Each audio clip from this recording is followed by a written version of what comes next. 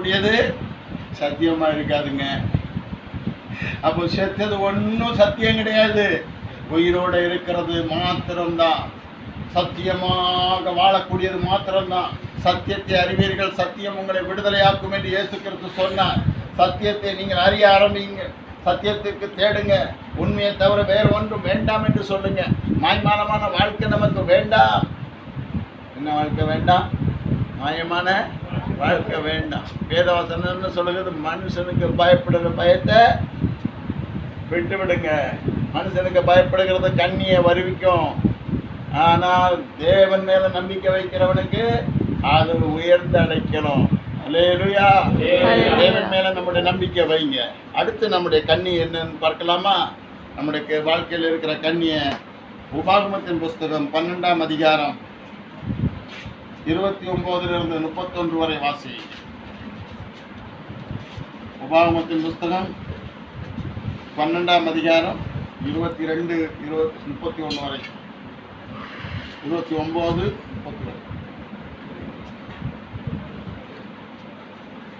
நீ சுதந்திரிக்க போகிற தேசத்தின் ஜாதிகளை உன் தேவனாகிய கர்த்தர் உனக்கு முன்பாக சங்கரிக்கும் போதும், நீ அவர்கள் தேசத்தை சுதந்திரித்து அதிலே குடியிருக்கும் போதும், அவர்கள் உனக்கு முன்பாக அழிக்கப்பட்ட பின்பு நீ அவர்களை பின்பற்றி சிக்கிக்கொள்ளாதபடிக்கும், இந்த ஜாதிகள் தங்கள் தேவர்களை சேவித்தபடி நானும் சேவிப்பேன் என்று சொல்லி அவருடைய தேவர்களை குறித்து கேட்டு விசாரியாதபடிக்கும் எச்சரிக்கையாய் இரு.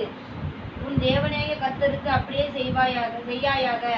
கர்த்தர் வெறுக்கிற அருவருப்பான யாவையும் அவர்கள் தங்கள் தேவர்களுக்கு செய்து தங்கள் குமாரரையும் தங்கள் குமாரத்திகளையும் தங்கள் தேவர்களுக்கு அக்கினியிலே சுட்டெரித்தார்களே. பாருங்க, கடவுள் எவன் பிள்ளையாவது கேட்பாரா? கடவுள் கேட்டா, உங்களுக்கு ஒரு பிள்ளை வேணும்னு கேட்குறீங்க, அந்த பிள்ளைய தீயில போட்டு சுட்டரிக்க கேட்பீங்களா? ஒரு பிள்ளை உங்கள் வீட்டில் பிறந்துருச்சு, எல்லாரையும் கூப்பிட்டு சந்தோஷப்படுத்துறீங்க, விழா எடுக்கிறீங்க. ஆனால் அந்த பிள்ளைய கொண்டு போய், அதுக்கு தாங்க சத்தியம் சொல்லப்பட்டிருக்குது.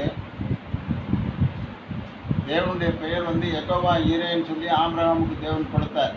என்ன தெரியுமா? தான் பிள்ளைய பலி செலுத்த சொன்னார். ஆனால் தேவன் பிள்ளைய பலி செலுத்த சொல்லலை. பிள்ளைய பலி செலுத்துவதற்கு கொண்டு வா, கீழ்ப்பிடிதல் இருக்குதான்னு பார்த்தாரு. அதில் பார்க்கும்போது என்ன நடந்தது தெரியுமா? தான் மனைவிட்ட கூட சொல்லலை. 100 வயசுல குழந்தைய கொடுத்தார். யார? ஆபிரகாமுக்கு இசாக்குங்கிற ஒரு பையனை கொடுத்த. எத்தனை வயசு? 100 வயசுல. கிட்டத்தட்ட அவன் கல்யாணம் முடிஞ்சதுலேருந்து அவனுக்கு குழந்தை கிடையாது. 25 ஆண்டுகள் குழந்தை கிடையாது. அவனுடைய பிள்ளை கிடையாது. அவனுக்குன்னு வாரிசு கிடையாது. ஆனால் ஆண்டவர் சொன்னார், நான் உன்னை ஆசீர்வதிப்பேன், நீ எனக்கு ஆசீர்வாதமாக இருப்பாய், உன் பெயரை பெருமைப்படுத்துவேன், உன்னுடைய வம்சம் வானத்தின் நட்சத்திரங்களைப் போலவும் பூமியின் மணலத்தனையாகவும் உன் வம்சம் என்ன செய்யும்? ஆசீர்வதிக்கப்பட்டு பெருக்கமாக இருக்கும். அப்படியே தேவன் அவனுக்கு ஆசீர்வதித்தார். பூமியில் உன் வம்சம் ஆசீர்வதிக்கப்படும் என்று சொன்னார். பூமியில் உன் வம்சம் ஆசீர்வதிக்கப்படும் என்று சொன்னார். ஆனால் பிள்ளை இல்லை. இல்லை இல்லை. சரி, 25 ஆண்டுகள் கழித்து 100 வயது ஆகிறது. 100 வயதில் யார் பிறக்கா? ஆண்டவர் சொன்னபடி ஒரு குழந்தை பிறக்குது. இந்த குழந்தை வாலிப வயது வருது. வந்த உடனே என்ன செய்யுது? உன் குமாரனை நான் காண்பிக்கும் மலைக்கு அழைத்து கொண்டு போ, அங்கே கொண்டு போய் பலியிடு அப்படின்னு சொன்னார். யார் சொன்னா?